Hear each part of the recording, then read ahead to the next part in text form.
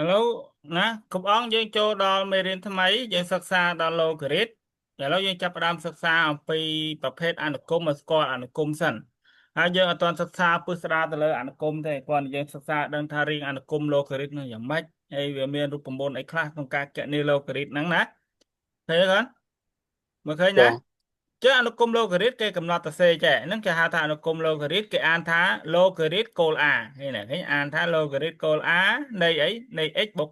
2ដែលអីដែលគោល A ធំជាង0និង A ផ្ទុយពី1នឹងលក្ខខណ្ឌទូទៅហើយលំហនេះហៅថាលំហ logarit ជាងលំហរបស់ logarit នេះគឺត្រូវតែធំជាង0ព្រោះអាលក្ខខណ្ឌដែលធំជាង0ហ្នឹងហើយគឺជាការកំណត់ដែនកំណត់របស់អនុគម logarit ហ្នឹងឃើញអត់បងអញ្ចឹងលំហរបស់វាគឺត្រូវតែធំជាង0ទោះបីលក្ខខណ្ឌបែបណាក៏ដោយនេះគេហៅថាគោលជួនកាលក៏មានអថេរនៅក្នុងគោលនឹងដែរតែចាំមើលដល់ពេលដោះស្រាយសមីការវិសមីការគេសិក្សាយ៉ាងម៉េចចាំមកខ្ញុំណាឲ្យ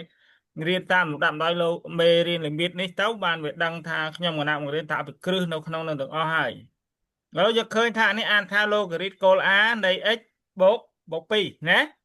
ដែលអីដែលគោល a ធំជាង0តែផ្ទុយពីប៉ុន្មានផ្ទុយពី1ហ៎បងណា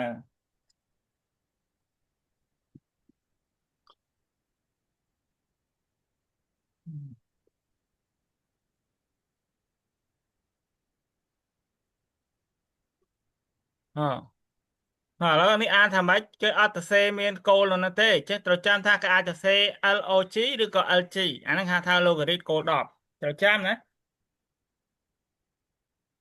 ឃើញគាត់បងឥឡូវ logarit គោល10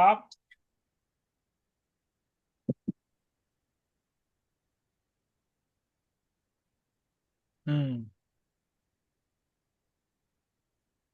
ចឹង logarit គោល10នេះហ្មងឧទាហរណ៍គោលរុសេចេះគឺ logarit គោល10នៃហ្មងនៃ x បូក2ចានេះសម្បូរវាច្រើននៅណា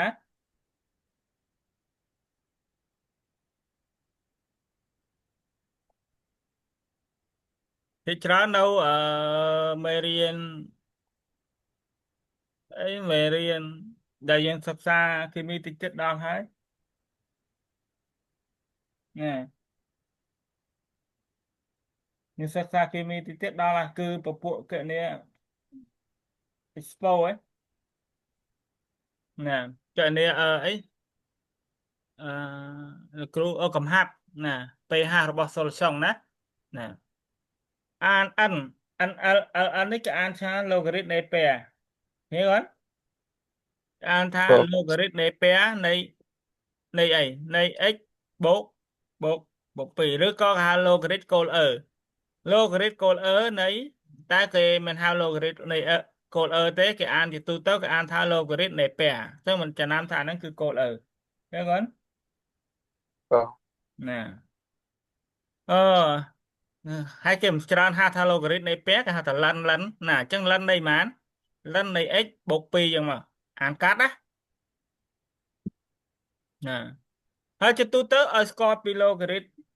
អនុគម logarit ហ្នឹងវាជាអនុគមច្រាស់នៃអនុគម expo ណាឃើញទេកូនអញ្ចឹង បង x អញ្ចឹងគេសេច្រាស់អីគេសេច្រាស់ពី x សេច្រាស់ពី ax ស្មើ y អញ្ចឹងដើម្បីទៅសេរោតម្លៃ x គឺណាំអី x ស្មើឲ្យគេសេជា logarit គោល a វិញអញ្ចឹងគោលដូចគ្នាគោល a expo គោល a logarit ក៏គោល a ដែរតែអាមួយគេសំដៅអថេវា x ដល់ពេល logarit អថេវា y ការែកធ្វើវាច្រាស់គ្នាណាអញ្ចឹងបងលោកគ្រូទៅសេមកនេះដើម្បីឲ្យស្គាល់អំពី logarit ណាឥឡូវយើងឃើញគណនាដើម្បីគណនាតម្លៃ expo យើងត្រូវចេញជា logarit ដូចជា 5x បូកឲ្យ2ស្មើឲ្យ4អញ្ចឹងដើម្បីរកតម្លៃ x គេទៅសេចេញជា logarit នៃគោល5ដូចគ្នាឃើញទេគាត់នេះហ៎បងណាអញ្ចឹង logarit នៃគោល5តម្លៃ4នេះតម្លៃ4មកនៅក្នុងលំហវិញដូចមិញអញ្ចឹងច្រាស់មក y អញ្ចឹងតម្លៃទាញរក x មកនេះដកឲ្យ2ឃើញអត់បង នេះ logarit កូដ10យើងដឹងហើយសរសេរចេញជា expose កូដ10យើងសរសេរចេញជា logarit កូ log អានថា log ឬក៏ logarit កូដ10តែខ្លះគេអានថា log ណា log នៃប៉ុន្មាន log នៃ10ណាlog នៃ4អញ្ចឹងមានន័យថា logarit កូដ10នៃ4អញ្ចឹងដូចគ្នាអញ្ចឹងអានេះកូដ10អានេះក៏កូដ10ស្វ័យគុណដើម្បីរកតម្លៃ x នៃស្វ័យគុណគេសរសេរចេញច្រាស់មកជា logarit ឃើញអត់អានេះគឺជាជំហានមួយដែលអាចឲ្យយើងចេះដោះស្រាយលំហាត់ expose ដែរណាដែលគ្រូបានបង្រៀននៅសម័យកាល expose កាលពីមុនយើងមានអីមានតម្លៃលេខច្បាស់លាស់ដល់ពេលតម្លៃលេខយើងអត់គណនាឫសវាបានយើងធ្វើម៉េចគឺត្រូវសរសេរចេញជាតម្លៃ logarit ចឹងវាជាប់ដោយ logarit ណាឃើញអត់ ok ណាដូចអានេះចឹងបើអានេះគោលអញ្ចឹងអានេះអត់សរសេរចេញជាគោលបានទេអញ្ចឹងយើងដើម្បីរកតម្លៃកាលពីយើងដោះស្រាយសមីការ expo យើងត្រូវគោលដូចគ្នាបានយើងកាត់គោលចោលតម្លៃខាងលើស្មើគ្នាតែដល់ពេលតម្លៃគោលវាខុសគ្នាអញ្ចឹងយើងធ្វើមិនដើម្បីដោះស្រាយរកតម្លៃអថេនៃ expo គឺគេដោះស្រាយតាម logarit ហ្នឹងហើយចាំមកគ្រូថារៀនកាលណាយើងរៀនអត់គ្រប់ជ្រុងវាអញ្ចឹងទៅវាដល់តែឆ្ងល់ចឹងអញ្ចឹងដល់យើងរៀនគ្រប់ជ្រុងវាទៅយល់ទេអញ្ចឹងដើម្បីរកតម្លៃ x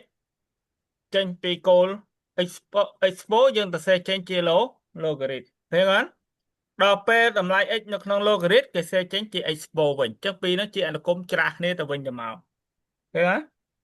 តែអានេះគឺលោកគ្រូទៅសេបង្ហាញអំពីការដោះស្រាយពី expo ចេញមក logarit សិន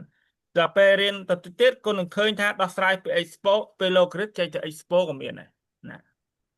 អូខេណាអញ្ចឹងគោលដដែលតែបើគោលដឹងថាគោល10គេអត់ទៅសេទេក្នុង logarit ហើយគោលក៏អត់ទៅសេដែរគឺទៅសេចេញជា len ហ្នឹងតម្លៃ logarit ណា vâng ណាអូខេណាឥឡូវយើងstop វីដេអូមួយសិន